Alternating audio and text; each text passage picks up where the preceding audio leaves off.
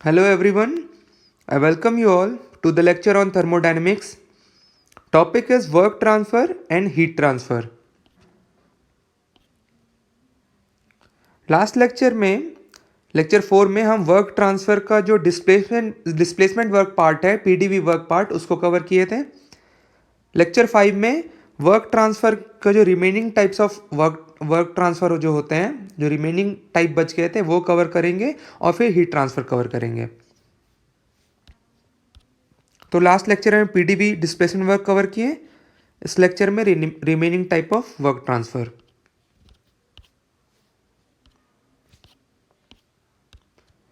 Shaft work start करते हैं। Shaft work में आप देखिए ये शाफ्ट है हमारा और इसको अगर हमको रोटेट करना है ओके, तो हमको कुछ टॉर्क अप्लाई करना पड़ेगा और जब टॉर्क अप्लाई करेंगे तो जब शाफ्ट रोटेट करेगा तो क्या होगा, कुछ थीटा एंगल डिस्प्लेस होगा, थीटा एंगल कवर करेगा। जब बॉडी स्ट्रेट लाइन में मूव करता है तो कुछ लेंथ कवर करता है, कुछ डिस्टेंस कवर करता है। अगर रोटेट करता है तो हमेशा वो कुछ एंगल कवर करता है ओके, कुछ एंगल कवर करता है थीटा।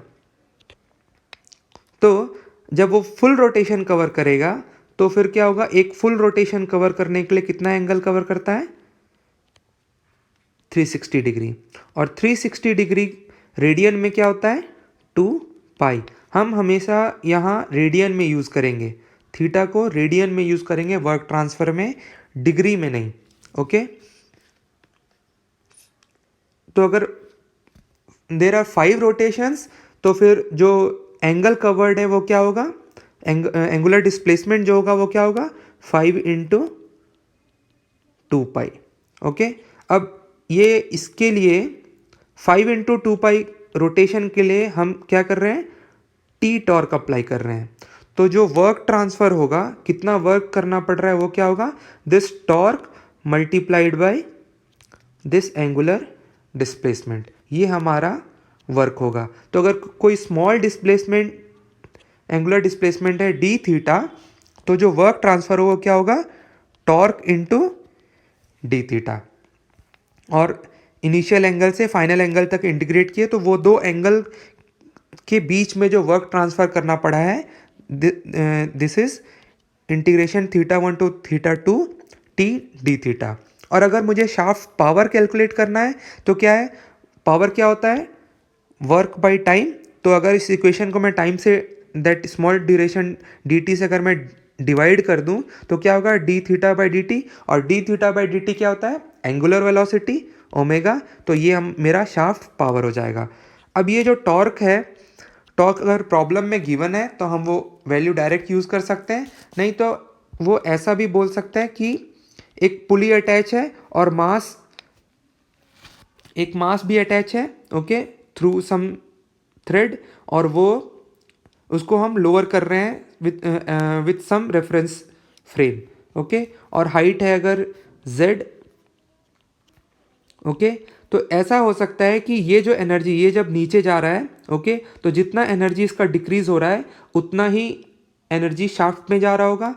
एक ये तरीका है, या फिर ऐसा भी हम बोल सकते हैं कि एक पुली जो ये अटैच्ड है विद दिस शाफ्ट, ये शाफ्ट से ये पुली अटैच्ड है, तो ये मेरा पुली है, रेडियस अगर आर है तो ये देखिए यहाँ क्या हो रहा है, ये कुछ मास अटैच्ड है एम ओके। तो ये टॉर्क कितना अप्लाई करेगा, यहाँ से यहाँ टॉर्क कितना अप्लाई करेगा, torque will be M G force, M G is force multiplied by radius. ये टॉर्क हम यहाँ यूज़ कर सकते हैं। और फिर अगर जो थीटा दिया है तो हम वर्क ट्रांसफ़र कैलकुलेट कर सकते हैं, अगर ओमेगा दिया है तो पावर कैलकुलेट कर सकते हैं। नहीं तो फिर अगर हमको ये पता है, ये कंडीशन पता है कि कितना मास, ये कितना लोअर हुआ with some reference frame okay, तो फिर हम एनर्जी कैलकुलेट कर सकते हैं एम जी जेड। ये एनर्जी डायरेक्टली ये वर्क डन होगा ओके ऑन द शाफ्ट। तो अकॉर्डिंग टू प्रॉब्लम हम इसको यूज़ कर सकते हैं। नेक्स्ट है paddle wheel okay, paddle wheel work. आप यहाँ देखिए इस शाफ्ट में हम एक व्हील लगा सकते हैं, एक फ़ैन लगा सकते हैं। और ये हमारा सिस्टम है अभी, ओके। ये कंटेनर के अंदर में गैस है। तो जब ये व्हील रोटेट करेगा तो ये जो वर्क है, जो शाफ्ट जो रोटेट कर रहा है वो व्हील को रोटेट करेगा, और व्हील फिर क्या करेगा, वर्क ट्रांसफ़र करेगा किस पे, जो सिस्टम है हमारा। सिस्टम क्या है, गैस है, through friction, okay, through friction. और इसलिए ये क्वासी स्टैटिक प्रोसेस नहीं है, ओके। तो थ्रू फ्रिक्शन वो उस वर्क ट्रांसफ़र करेगा। तो वो वर्क ट्रांसफ़र हम कैसे कैलकुलेट कर सकते हैं, सेम है फिर से। अगर वो शाफ्ट को रोटेट कर रहे हैं थ्रू सम मोटर, और अगर मुझे टी और डी थीटा पता है, तो मैं वही डी थीटा मेरा क्या हो जाएगा, पैडल व्हील वर्क हो जाएगा, ओके। या फिर अगर कुछ ये पुली लगा के अगर हम मास अटैच करते हैं, ओके, तो ये जो पोटेंशियल एनर्जी जो इसका डिक्रीज हुआ है वही एनर्जी इधर ट्रांसफ़र हो जाएगा, ओके। तो mg/z से भी कैलकुलेट कर सकते हैं, ओके। यहाँ देखिए हम pdv से इसका वर्क ट्रांसफ़र कैलकुलेट नहीं कर सकते। इंटीग्रेशन pdv जो इक्वेशन था वो किसके लिए था, डिस्प्लेसमेंट वर्क के लिए। यहाँ हमारा सिस्टम डिस्प्लेस नहीं हो रहा है, okay, quasi static displacement work के लिए था वो, ओके। अब उसके हिसाब से तो क्या होगा, हमने देखा है ये देखें यहाँ वॉल्यूम चेंज नहीं हो रहा है, तो वॉल्यूम कांस्टेंट है, तो कांस्टेंट वॉल्यूम प्रोसेस के लिए इंटीग्रेशन पीडीवी का रिजल्ट क्या आता है, जीरो।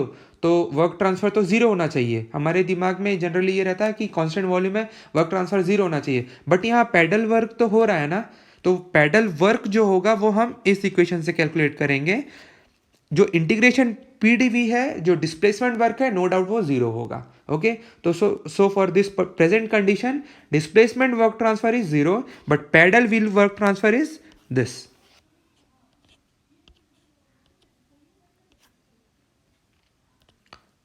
नेक्स्ट है फ्लो वर्क। फ्लो वर्क क्या होता है, it is the amount of work required to push the entire fluid element into the control volume. ये जो रेड कलर का डैश लाइन दिख रहा है, डॉटेड लाइन, डैश्ड लाइन, ये क्या है, कंट्रोल वॉल्यूम है हमारा, मीन्स बाउंड्री है। Inside that it is a control volume, okay. तो मीन्स ये कंटेनर है और ये पाइपलाइन कनेक्टेड है उससे, ओके। तो फ्लूइड जो है वो यहाँ से एंटर कर रहा है और इधर से लीव कर रहा है। अब ये फ्लूइड फ्लो मेंटेन कब रहेगा, ये मेंटेन रखने के लिए हमको नहीं, एक्चुअली फ्लूइड एलिमेंट पे ही जो अपस्ट्रीम के फ्लूइड होते हैं वो वर्क करते हैं। मीन्स हमेशा जो डाउनस्ट्रीम के फ्लूइड हैं, जैसे ये डाउनस्ट्रीम का फ्लूइड है, इसको अंदर पुश करने के लिए अपस्ट्रीम का फ्लूइड क्या करेगा, उस पर वर्क करेगा, उसको पुश करेगा, ओके। तो हम कंसिडर करते हैं ये हमारा फ्लूइड एलिमेंट है और इसको अंदर पुश करना है, कंट्रोल वॉल्यूम के अंदर पुश करना है। तो कौन पुश करेगा, ये अपस्ट्रीम का जो फ्लूइड है वो पुश करेगा। तो ये एक पिस्टन जैसा एक्ट करेगा। ये जो पिस्टन बनाया है ये अपस्ट्रीम का फ्लूइड है, ओके। और ये इस फ्लूइड एलिमेंट पे वर्क करेगा to push it inside the control volume, okay. अब ये जो to push inside the control volume, similarly आप देखिए ये जो कंट्रोल वॉल्यूम है ये इनसाइड द कंट्रोल वॉल्यूम था, ये जो फ्लूइड एलिमेंट है इनसाइड द कंट्रोल वॉल्यूम था और ये बाहर निकल रहा है, ओके। तो ये क्या करेगा, ये जो डाउनस्ट्रीम के फ्लूइड है उसको पुश करता हुआ बाहर निकलेगा। तो ये जो फ्लूइड एलिमेंट है ये क्या, work done by the system हो रहा है, यहाँ work done on the system हो रहा है क्योंकि अपस्ट्रीम फ्लूइड इस पे वर्क कर रहा है, ओके। अब इसको थोड़ा और देखते हैं डिटेल में। ये जो फ्लूइड एलिमेंट है इसका कुछ वॉल्यूम होगा v। वो वॉल्यूम कैसे हम कैलकुलेट कर सकते हैं, ये जो एरिया होगा, पाइप का कुछ एरिया होगा, तो area a, okay, into this length. तो ये क्या दे देगा हमको, वॉल्यूम। अब ये फ्लूइड एलिमेंट जो है वो इतना स्मॉल हमको कंसिडर करना है सच दैट जो फ्लूइड प्रॉपर्टी अंदर में है वो वेरी नहीं हो ज़्यादा। Means pressure through out the fluid element जो क्या रहे, पी रहे, कांस्टेंट रहे, ओके। अब इसको पुश करने के लिए ये पिस्टन जो फोर्स एक्सर्ट करेगा वो क्या होगा, इसी प्रेशर के अगेंस्ट में इसको फोर्स अप्लाई करना पड़ेगा। तो ये कितना फोर्स अप्लाई करेगा, प्रेशर इनटू एरिया, इतना फोर्स अप्लाई करेगा, तो जो force applied by this piston on this fluid element is pressure into area. अब इसको अंदर पुश करने के लिए कितना डिस्टेंस ट्रैवल करना पड़ेगा, दिस एल डिस्टेंस ट्रैवल करना पड़ेगा सच दैट ये फ्लूइड एलिमेंट अंदर चला जाए कंट्रोल वॉल्यूम के। तो जो फोर्स होता है, तो वर्क जो होता है वो क्या होता है, फोर्स इनटू डिस्प्लेसमेंट, तो P इंटू ए फोर्स लगाना पड़ा और ये L डिस्टेंस उसको ट्रैवल करना पड़ा एलिमेंट को कंट्रोल वॉल्यूम के अंदर जाने के लिए।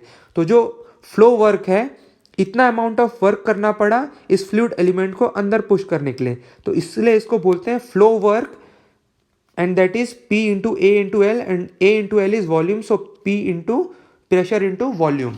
तो इतना वर्क हमको करना पड़ रहा है इस फ्लूइड एलिमेंट में, इसको कंट्रोल वॉल्यूम को के अंदर पुश करने के लिए, मींस फ्लो को मेंटेन रखने के लिए। सिमिलरली ये फ्लूइड एलिमेंट जब बाहर निकलेगा, ओके, तो ये डाउनस्ट्रीम के फ्लूइड को पुश करेगा बाहर, ओके। तो अगर हम कंसिडर करते हैं कि इस लोकेशन पे properties means state point 1 consider करते हैं, तो जो फ्लो वर्क होगा वो क्या होगा, P1 multiplied by V1 volume 1। But ये नेगेटिव होगा क्योंकि इस फ्लूइड एलिमेंट पे वर्क करना पड़ रहा है, ये पिस्टन इस पे वर्क कर रहा है, means work done on the fluid element हो रहा है, इसलिए ये नेगेटिव होगा। अब इस स्टेट पे अगर इसको मैं स्टेट पॉइंट 2 कंसिडर करूं, तो यहाँ फ्लो वर्क क्या होगा, P2 V2। अब यहाँ देखिए ये एलिमेंट इस पिस्टन पे वर्क कर रहा है, ओके, तो it is work done by the system, तो ये पॉजिटिव होगा, और ये नेगेटिव, ये पॉजिटिव। और ये जो एनर्जी होता है, ये कहाँ, ये जो फ्लो वर्क है, ये सिग्निफिकेंट किधर है, फ्लो प्रोसेस में या ओपन सिस्टम में, ओके, क्योंकि ये फ्लो मेंटेन करने के लिए होता है, ये वर्क रिक्वायर्ड होता है फ्लो को मेंटेन करने के लिए। और ये जो है, ये क्या है, energy content of the fluid है, ओके, ये एनर्जी ट्रांसफर नहीं है, okay, and energy in transit नहीं है, it is energy stored in a fluid element. हमने ये कंसिडर किया था फ्लूइड एलिमेंट, और उसका कुछ प्रेशर कंसिडर किया, कुछ वॉल्यूम, तो pressure into volume, this energy stored in this element, okay. और हम जब एग्जैक्ट और इनएग्जैक्ट डिफरेंशियल पढ़ रहे थे, तो उसमें भी देखा था प्रेशर इनटू वॉल्यूम जो था वो क्या था, एग्जैक्ट डिफरेंशियल था, और इसलिए क्या है, पॉइंट फंक्शन है, ओके। जनरली हम ये पढ़ते हैं कि वर्क ट्रांसफर जो है वो क्या है, पाथ फंक्शन है, पॉइंट फंक्शन नहीं है, पाथ फंक्शन है। लेकिन जो फ्लो वर्क होता है वो क्या होता है, पॉइंट फंक्शन होता है, पाथ फंक्शन नहीं होता है, क्योंकि ये energy content of the fluid होता है, ये एनर्जी स्टोर्ड है हर सेक्शन पे, ये एनर्जी क्या है, स्टोर्ड रहता है फ्लूइड में, और वो पुश करता है फ्लूइड को मेंटेन रखने के लिए, हेल्पफुल रहता है, ओके। यहाँ भी आप देखिए फ्लूइड है, तो इस फ्लूइड, यहाँ जो फ्लूइड है इसके पास कुछ प्रेशर होगा, वॉल्यूम होगा, ये स्टोर्ड होगा अंदर में। नेक्स्ट है work done in stretching of a liquid film. तो ये क्या है, a film on surface of a liquid has a surface tension sigma, और ये जो सरफेस टेंशन फोर्स होता है वो क्या था, फोर्स पर यूनिट लेंथ। आप देखिए अगर किसी सरफेस पे फ्लूइड है, लिक्विड ड्रॉपलेट है, तो वो कुछ स्फेरिकल शेप लेता है, क्यों, because of this surface tension force. ये सरफेस टेंशन फोर्स जो है वो क्या करता है, इसको minimum surface area, minimum surface area क्या होता है, किसका होता है, स्फीयर का होता है, तो ये इसको मिनिमम सरफेस एरिया लेके जाने के लिए फोर्स एक्सर्ट करता है, और वो क्या फोर्स एक्सर्ट करता है, sigma, and this sigma is force per unit length, क्योंकि ये बिकॉज ये अलोंग द लेंथ लगता है हमेशा, ठीक है। अब इसके बारे में डिटेल में हम फ्लूइड मैकेनिक्स में पढ़ेंगे कि सरफेस टेंशन क्या होता है, सरफेस टेंशन फोर्स क्या होता है। बस आप ये अभी समझ लीजिए कि ये surface tension this is acting along the length, तो ये जो फोर्स होता है ये फोर्स पर यूनिट लेंथ होता है, और इसका काम क्या होता है, एरिया को मिनिमाइज करना। तो अगर आप इसके अगेंस्ट में वर्क करना चाहते हैं, एरिया को मिनिमाइज नहीं होने देना चाहते हैं, तो क्या करना पड़ेगा, उल्टे डायरेक्शन में फोर्स लगाना पड़ेगा, तो ये यही फोर्स लगाना पड़ेगा, और multiplied by area, okay. Means कितना एरिया आप इसका चेंज करना चाहते हैं, या फिर आप उल्टे अलोंग दिस भी लगा सकते हैं, okay, to increase the area, okay. तो जितना अमाउंट से आप एरिया चेंज करना चाहते हैं, that multiplied by surface tension will give us that small amount of work, और इनिशियल एरिया से फाइनल एरिया तक अगर उसको इंटीग्रेट कर देते हैं तो हमको टोटल वर्क ट्रांसफ़र मिल जाएगा। यहाँ देखिए सिग्मा जो है ये सरफेस टेंशन, उसका यूनिट क्या होगा, न्यूटन पर मीटर, और एरिया का यूनिट क्या होता है, मीटर स्क्वायर। तो ये कैंसिल होगा तो ये क्या मिलेगा, न्यूटन मीटर। न्यूटन मीटर क्या होता है, जूल, और जूल ही यूनिट है वर्क का। ओके, तो इससे भी समझ में आता है कि सिग्मा से के साथ हमको एरिया मल्टीप्लाई करना पड़ेगा।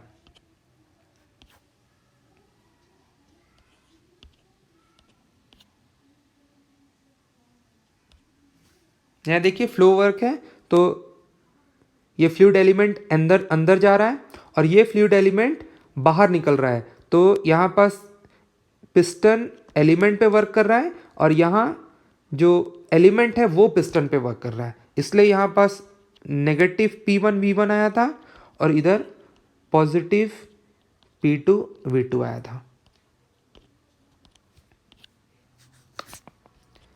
नेक्स्ट है electrical work. It is considered as work transfer into the system. System हमारा क्या है, ये रजिस्टर, ये जो डैश लाइन से शो कर रहे हैं ये एक रजिस्टर है। ओके, ये हमारा सिस्टम है।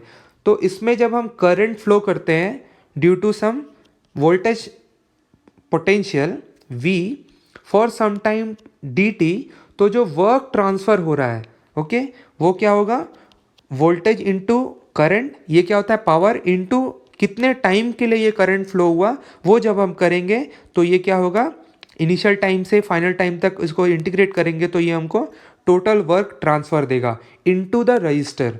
अब ये क्या होगा, हमारे दिमाग में ये रहता है कि जब हम करंट फ्लो कर रहे हैं तो क्या होता है, उसका टेम्परेचर राइज हो जाता है। तो टेम्परेचर राइज हो रहा है तो मीन्स ये हीट ट्रांसफ़र हो रहा होगा, तभी होता है। बट एक्चुअली ऐसा नहीं है। हीट ट्रांसफ़र का जो डेफिनेशन है, हम आगे देखेंगे कि हीट ट्रांसफ़र का डेफिनेशन क्या है, उससे और ये चीज़ क्लियर होगा। एक्चुअली जो हीट ट्रांसफ़र रहता है वो क्या होता है, जो एनर्जी ट्रांसफ़र होता है सिस्टम और सराउंडिंग के बीच में ड्यू टू टेम्परेचर डिफरेंस। अगर टेम्परेचर डिफरेंस के कारण कुछ एनर्जी ट्रांसफ़र होगा तो उसको हम बोलते हैं हीट ट्रांसफ़र, और उसके अलावा जो भी एनर्जी ट्रांसफ़र हो रहा है तो उसको हम कंसिडर करते हैं वर्क ट्रांसफ़र इन थर्मोडायनेमिक्स। तो यहाँ जो ये एनर्जी ट्रांसफ़र हो रहा है, this is because of potential difference across this resistor. Okay, तो ये टेम्परेचर डिफरेंस के कारण नहीं हो रहा है, ये पोटेंशियल डिफरेंस के कारण हो रहा है। ओके, अब इसलिए हम इसको क्या करते हैं, वर्क ट्रांसफ़र कंसिडर करते हैं, और जितने टाइम के लिए ये करंट ट्रांसफ़र किया उतना टाइम मल्टीप्लाइड करेंगे तो ये वर्क ट्रांसफ़र होगा। और पावर अगर कैलकुलेट करना है तो सिंपली पोटेंशियल इनटू करंट कर देंगे, potential difference into current.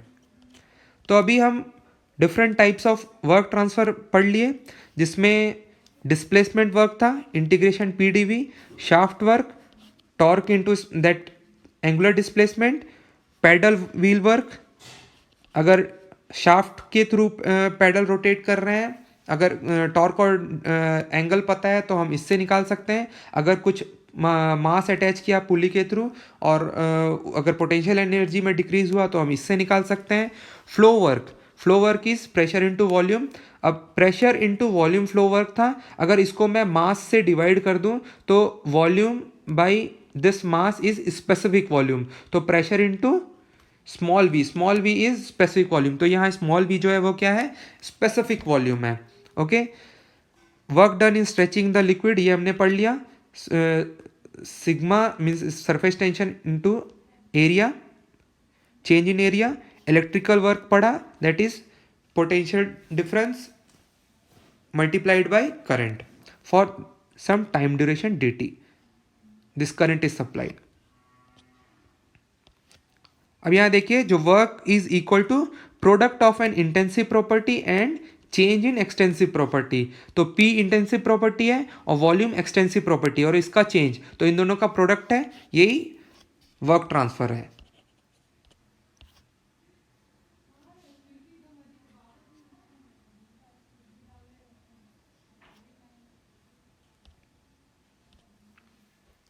Next है फ्री एक्सपेंशन वर्क।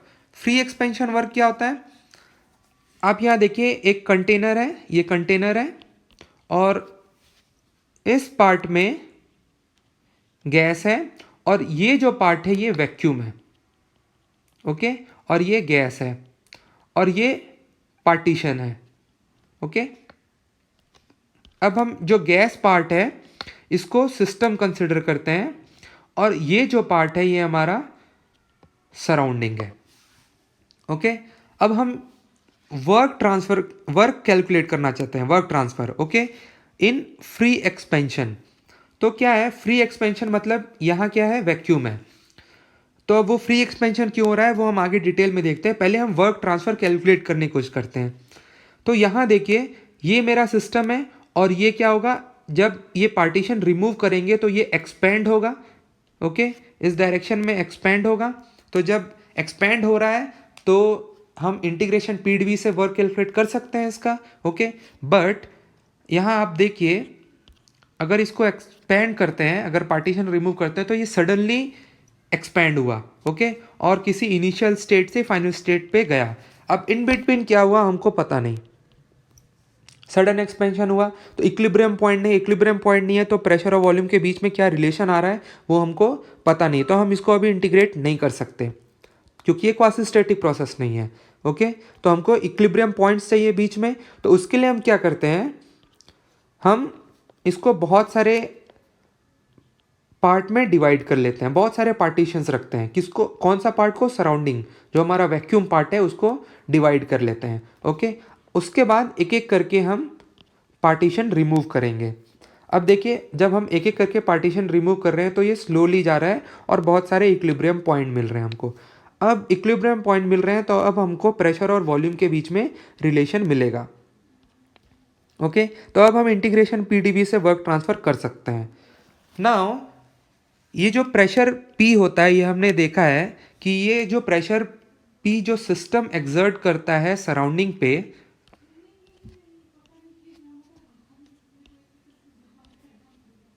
जो सिस्टम सराउंडिंग पे वर्क, जो प्रेशर एक्सर्ट करता है या वर्क करता है वो क्या होता है, रेजिस्टेंस के अगेंस्ट में करता है। मीन्स सराउंडिंग कुछ रेजिस्टेंस क्रिएट करता है, उसके अगेंस्ट ये सिस्टम वर्क करता है। ओके, बट अगर कुछ रेजिस्टेंस ही नहीं है तो ये कुछ वर्क मीन्स ये कुछ फोर्स लगाएगा क्या, अगर यहाँ पास रेजिस्टेंस फोर्स नहीं है तो उसके अगेंस्ट में कुछ फोर्स लगाएगा ही नहीं। ओके, तो मीन्स ये जो पी है ये पी ही एग्जिस्ट नहीं करेगा।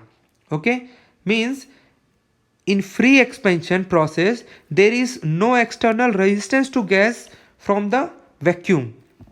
वैक्यूम क्या है, सराउंडिंग, सराउंडिंग से कोई रेजिस्टेंस नहीं है।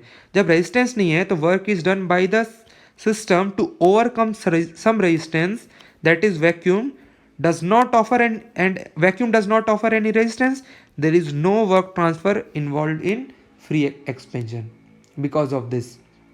क्यों, क्योंकि सराउंडिंग कुछ रेजिस्टेंस ही ऑफर नहीं कर रहा है तो सिस्टम कुछ फोर्स ही एग्जर्ट नहीं करेगा सराउंडिंग पे। ओके, तो इसलिए ये जो इंटीग्रेशन पीडीवी का जो रिजल्ट आएगा वो क्या आएगा, ज़ीरो। और क्योंकि आप ये देखिए ये शेडेड है, ब्लैक कलर का शेडेड एरिया है, तो हीट ट्रांसफर भी ज़ीरो होगा। ओके, और वर्क ट्रांसफर भी ज़ीरो होगा। तो फ्री एक्सपेंशन प्रोसेस में जो हीट ट्रांसफर है वो भी ज़ीरो होता है और वर्क ट्रांसफर भी ज़ीरो होता है। ओके, ये बहुत सारे कॉम्पिटिटिव एग्जाम में ये क्वेश्चन पूछा है।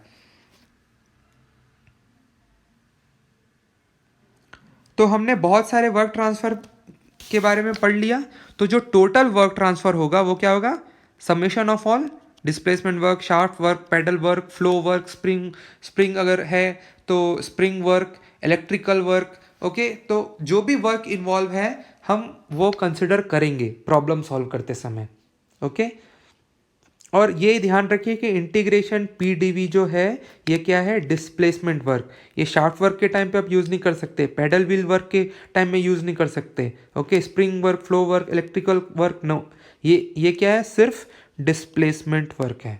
ओके, तो अगर सिस्टम डिस्प्लेस हो रहा है तो हम ये इक्वेशन यूज़ करेंगे। अगर बस पैडल व्हील वर्क हो रहा है, व्हील रोटेट कर रहा है, तो हम ये वर्क यूज़ करेंगे अकॉर्डिंगली।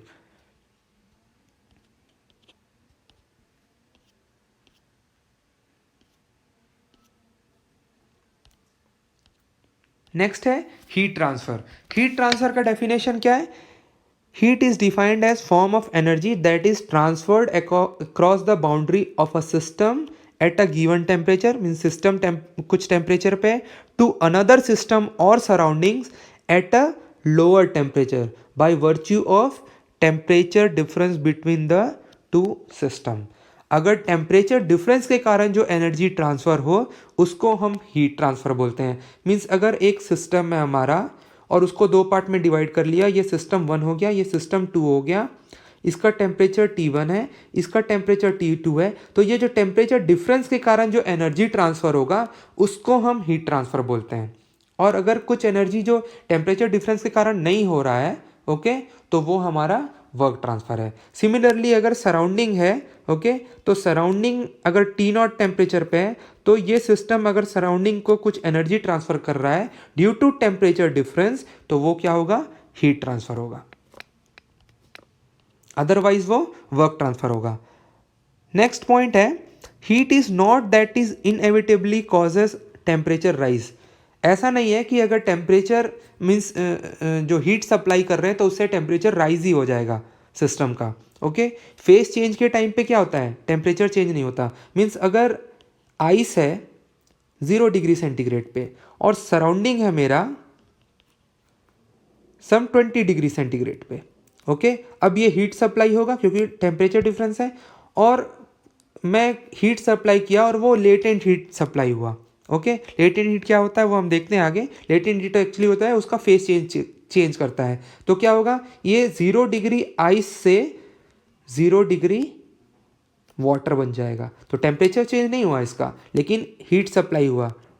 20 डिग्री से 0 डिग्री में हीट सप्लाई हुआ फ्रॉम सराउंडिंग टू सिस्टम, तो हीट ट्रांसफ़र हो रहा है। ओके, बट यहाँ पास सिस्टम का टेम्परेचर चेंज नहीं हो रहा है। तो हीट ट्रांसफ़र से हमेशा टेम्परेचर चेंज नहीं होगा। नेक्स्ट पॉइंट है, when temperature of system rises it may not be due to heat transfer. तो जो टेम्परेचर अगर किसी सिस्टम का इंक्रीज हो रहा है तो ज़रूरी नहीं है कि हीट ट्रांसफ़र से ही हो। हमने देखा था एक सिस्टम जिसमें पैडल व्हील वर्क हो रहा था, ओके, ये रोटेट कर रहा था और अंदर गैस था।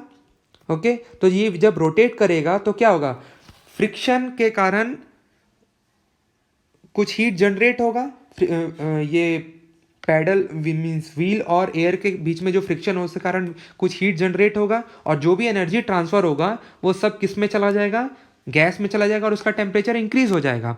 ओके, बट यहाँ हीट ट्रांसफ़र के कारण नहीं हो रहा है। ट्रांसफ़र कब होता, जब सराउंडिंग से सिस्टम में कुछ हीट जाता। बट यहाँ क्या हो रहा है, अंदर में वर्क ट्रांसफ़र हो रहा है और वही वर्क जो है स्टोर हो जा रहा है अंदर में सिस्टम में। ओके, और उसके कारण उसका टेम्परेचर इंक्रीज हो रहा है। तो जो टेम्परेचर चेंज हो रहा है वो वर्क ट्रांसफ़र के कारण भी हो सकता है ड्यू टू फ्रिक्शन।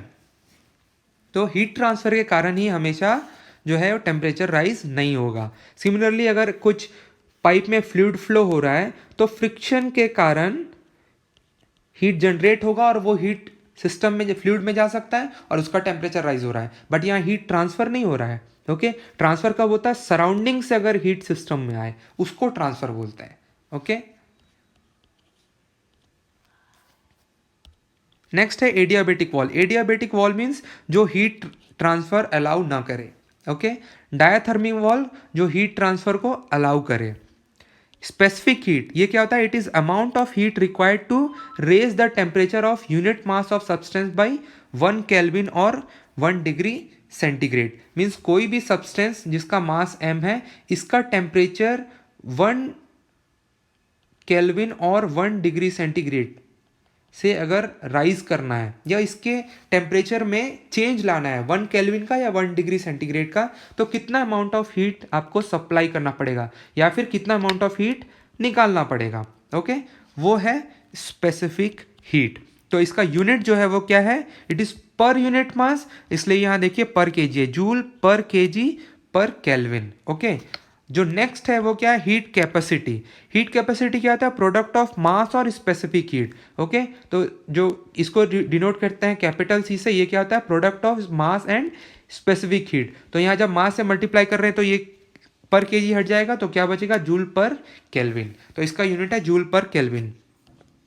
नेक्स्ट है latent heat. Latent heat, it is amount of heat required to cause the phase change in unit mass of a substance at constant temperature or pressure.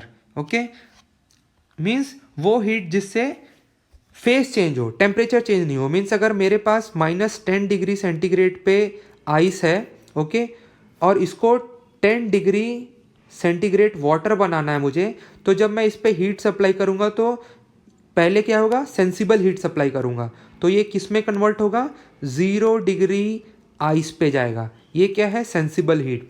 फिर ये 0 degree ice से 0 degree water पे जाएगा, 0 degree centigrade water. तो इनके बीच में क्या supply करना पड़ेगा मुझे, लेटेंट हीट. लेटेंट हीट क्या कर रहा है, देखिए टेम्परेचर चेंज नहीं कर रहा है, ये बस फेस चेंज कर रहा है, तो ये लेटेंट हीट. फिर से मैं यहाँ पर सेंसिबल हीट सप्लाई करूँगा और उसका जो टेम्परेचर है वो चेंज हो जाएगा. तो सेंसिबल हीट से टेम्परेचर चेंज होता है और लेटेंट हीट से फेस चेंज होता है. तो लेटेंट हीट जो है वो 3 फेस में होता है, 3 टाइप के होते हैं. सो 3 faces in which matter can exist, solid, liquid and gas और वेपर. तो अगर सॉलिड से लिक्विड में चेंज करने के लिए जो लेटेंट हीट सप्लाई करना पड़ेगा उसको लेटेंट हीट ऑफ फ्यूजन बोलते हैं. लिक्विड से वेपर या वेपर से लिक्विड में अगर चेंज करना है तो उसको लेटेंट हीट ऑफ वेपराइजेशन, और सॉलिड से डायरेक्टली अगर वेपर करना है तो लेटेंट हीट ऑफ सब्लिमेशन.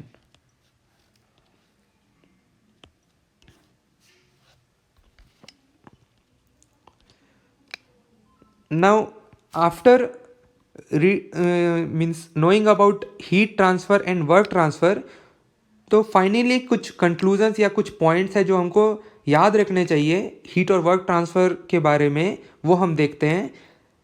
ये हम पहले पढ़ चुके हैं, जस्ट एक समरी है. So both heat and work are boundary phenomena, ये बाउंड्री पे होते हैं. ओके, मीन्स सिस्टम से सराउंडिंग में या सराउंडिंग से सिस्टम में जाते हैं तो ये बाउंड्री के आसपास ही मिलेंगे हमको, तो ये बाउंड्री को क्रॉस करते हुए जाते हैं. So both are observed only at boundary of the system and both represent energy crossing the boundary, boundary cross करते हुए जाते हैं. Both heat and work are path function and inexact differential, ये हमने देखा था. इनएग्जैक्ट डिफरेंशियल होता है तो वो पाथ फंक्शन होता है. इंटरनल एनर्जी जो होता है वो क्या होता है, पॉइंट फंक्शन होता है. आगे हम इंटरनल एनर्जी के बारे में और पढ़ेंगे फर्स्ट लॉ में. ओके, तो इंटरनल एनर्जी जो होता है वो क्या होता है, पॉइंट फंक्शन होता है, वो प्रॉपर्टी होता है सिस्टम का. लेकिन हीट एंड वर्क जो होता है वो क्या होता है, पाथ फंक्शन होता है. तो ये स्टोर नहीं होता, हीट एंड वर्क स्टोर नहीं होंगे, ये ट्रांसफर होंगे सिस्टम से सराउंडिंग के बीच में. और इंटरनल एनर्जी क्या होता है, वो स्टोर होता है सिस्टम में. तो हीट एंड वर्क जो है वो प्रॉपर्टी नहीं है, internal energy property of system है. नेक्स्ट, साइन कन्वेंशन हमने देखा था कि जब work done by the system था तो वो क्या हो रहा था, पॉजिटिव. ओके, एरिया पॉजिटिव आया था. Work done on the system क्या होगा, negative. Similarly heat given, heat supplied to the system. Okay, जब हम हीट सप्लाई करेंगे या हीट ऐड करेंगे सिस्टम में तो वो हम पॉजिटिव कंसिडर करेंगे, और जब हम हीट एक्सट्रैक्ट कर लेंगे सिस्टम से, हीट निकाल लेंगे तो उसको हम नेगेटिव कंसिडर करेंगे. ये साइन कन्वेंशन है. वैसे ही वर्क अगर हम ऐड करते हैं सिस्टम पे, ओके, तो वो नेगेटिव होगा, और work done by the system होगा, मीन्स सिस्टम से हमको वर्क मिलेगा, आउटपुट मिलेगा, तो वो पॉजिटिव होगा. और फाइनल क्या था, energy transfer by virtue of temperature difference is called heat transfer. Other energy interactions में be termed as work transfer. अब इसको हम एक एग्जाम्पल के थ्रू देखते हैं. यहाँ देखिए एक रिजिड वेसल है, ओके, और अंदर गैस है, और इसको हम वाउंड किए हैं रेजिस्टेंस कॉइल से, और कॉइल को कनेक्ट कर दिए बैटरी से. अब दो केस लेते हैं. केस ए में हम जो बाउंड्री है हमारा, जो सिस्टम है हमारा, वो है हमारा गैस. ये डॉटेड लाइन क्या इंडिकेट कर रहा है, ये बाउंड्री है, तो उसके अंदर जो भी चीज़ है वो गैस है. तो मीन्स जो उसके अंदर जो भी चीज़ है वो सिस्टम है, तो जो गैस है हमारा वो क्या है, सिस्टम है. और ये जो क्या है, कंटेनर, ये देखिए बाहर है, बाउंड्री से बाहर है, तो कंटेनर हमारा सराउंडिंग है अभी. ओके, कंटेनर सराउंडिंग है, और इनसाइड जो गैस है वो हमारा सिस्टम है.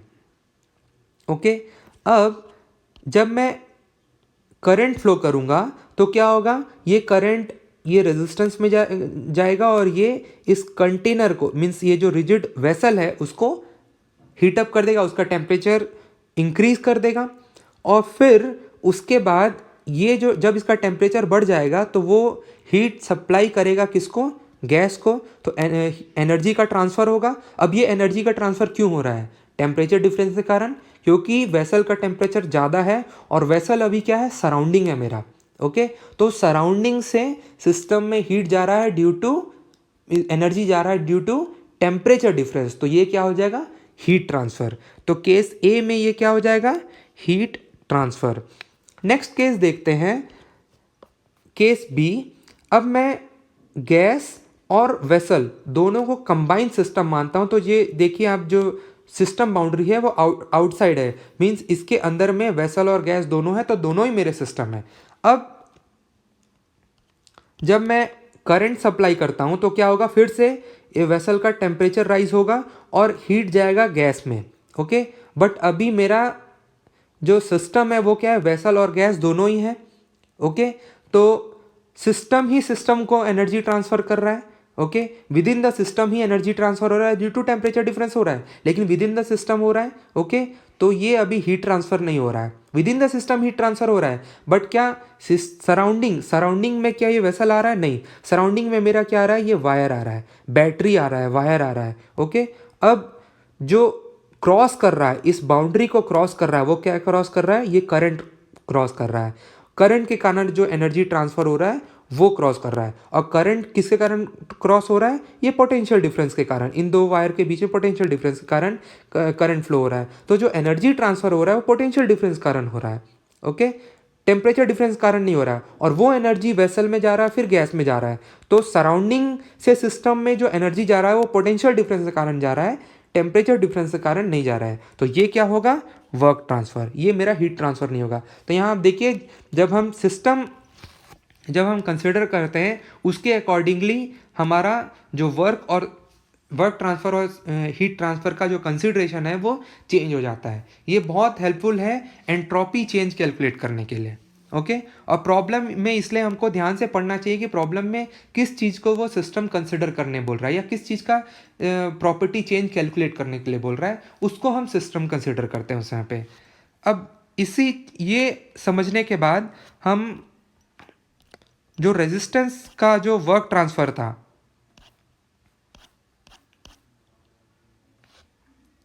यहाँ देखिए ये जो इलेक्ट्रिकल वर्क हो रहा था, ओके, तो ये रेजिस्टेंस में क्या है, देखिए जो करंट जा रहा है पोटेंशियल डिफरेंस के कारण एनर्जी जा रहा है। ओके, तो ये हमारा वर्क ट्रांसफ़र है, बट एक बार ये एनर्जी अंदर चला गया तो क्या होगा, ये रेजिस्टेंस का टेम्परेचर इंक्रीज हो जाएगा, ये रेजिस्टर का टेम्परेचर इंक्रीज हो जाएगा, और फिर टेम्परेचर इंक्रीज होने के कारण कुछ एनर्जी ये सप्लाई करेगा सराउंडिंग को, सराउंडिंग का टेम्परेचर कम रहेगा और इनसाइड जो रेजिस्टेंस है उसका टेम्परेचर ज़्यादा है।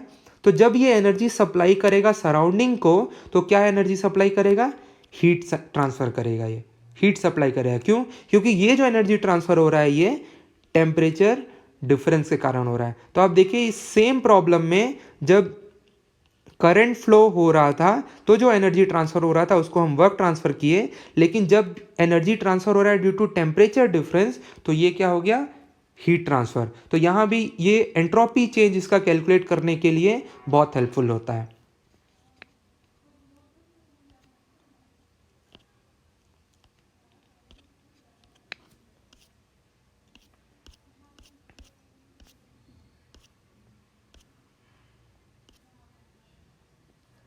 नेक्स्ट लेक्चर में हम फर्स्ट लॉ ऑफ थर्मोडायनेमिक्स पढ़ेंगे।